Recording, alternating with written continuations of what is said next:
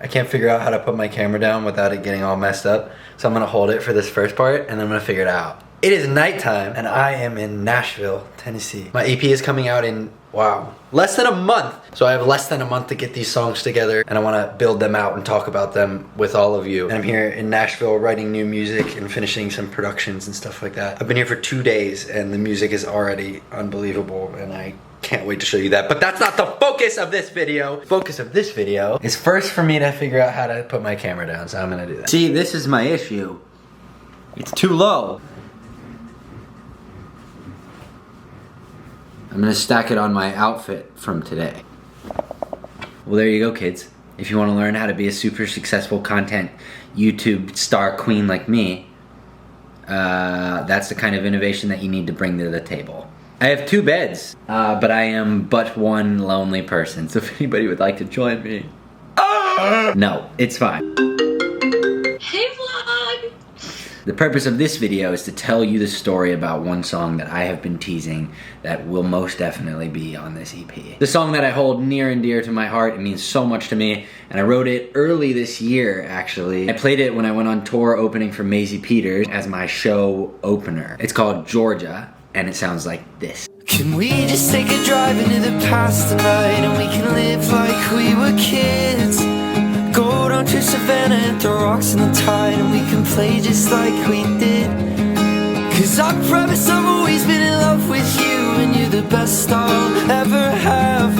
And you're not the only with a broken heart and I just wish that we'd go back. The song actually started off as just that little bit that I just played. I am originally from Savannah, Georgia, and I wrote that song when I was feeling particularly homesick. I actually left home when I was about 13 to go to a boarding school in Minnesota for soccer. It was like this everything under one roof school, soccer, really competitive sports school called Shattuck St. Mary's. For a long time, soccer was the only thing that I saw in my future. I grew up in Georgia playing nothing but soccer, and I took guitar lessons when I was younger, and I did jazz and things like that, but it was more so just something I wanted to do and that I enjoyed doing. It was never something that seemed feasible to do with my life when I grew up. When I left Georgia and went to Minnesota, it was almost a complete 360. The weather was different, the culture was different, the people were different. I was also out of my house, away from my family. While I was at boarding school, my family relocated to Texas. We didn't have a place in Georgia anymore. Georgia was the only place I had ever really had an attachment to, or a place that felt like home.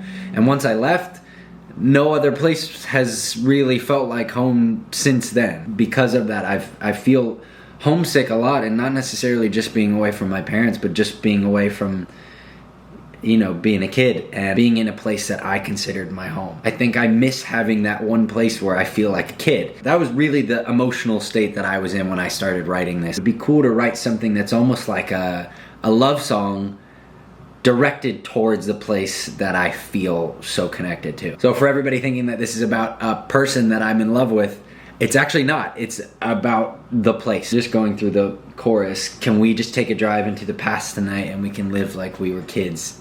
All I want to do is just jump back for a second and just feel like a kid in that space again.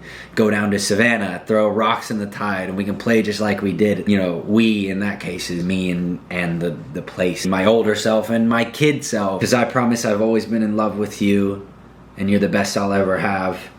And you're not the only with a broken heart, and I just wish that we'd go back. And the way that I wrapped all of that up in the chorus really just represented that idea that this is the only place that I think might ever make me feel that way. It breaks my heart to think that I'm never going to be a kid again, in that place again. And sometimes I just wish that I could go back. I took that chorus idea and I brought it into my good friend Sam DeJong, who's an incredible human, incredible musician, incredible producer. And we finished writing it together. I'll play you a couple of the lines that I think really add to the story. Lately I've been digging through my mind to grasp at memories.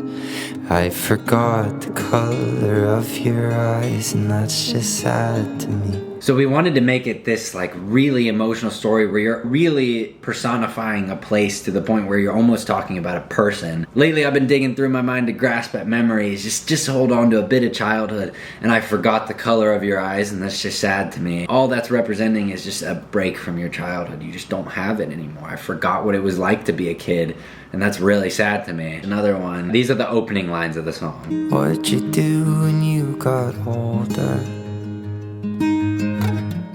Does it still feel just the same? Alright, that's all I'm going to show you for now because I don't want to ruin it. But asking that place, that person that represents this place, what did you do when you got older? Because I'm older now. Does it feel the same for you? Because it doesn't feel the same for me, and I miss that. This song is really, really special to me, and it's one of the first songs that I've really written my story. Even Broken, I've said this before, when I released Broken, I have felt in that place before, but when I wrote it, it was an expression of some of the people around me were going through, and some of the things that I was studying in school and seeing around me while this pandemic happened. This song is deeply personal to me, and I'm so happy that it's coming out, and I can't wait for you to hear the rest of it. I'll keep teasing little bits and pieces, and then when all this stuff comes out, I'll show you what instruments I chose to use and how I put it all together. But that's the backstory behind Georgia, coming out December 2nd with the EP, and I'll continue to tease tracks like this until we get there. I'm gonna go to bed and get up and eat barbecue and hot chicken all day long because I'm in Nashville and that's what you're supposed to do. Love y'all. Peace.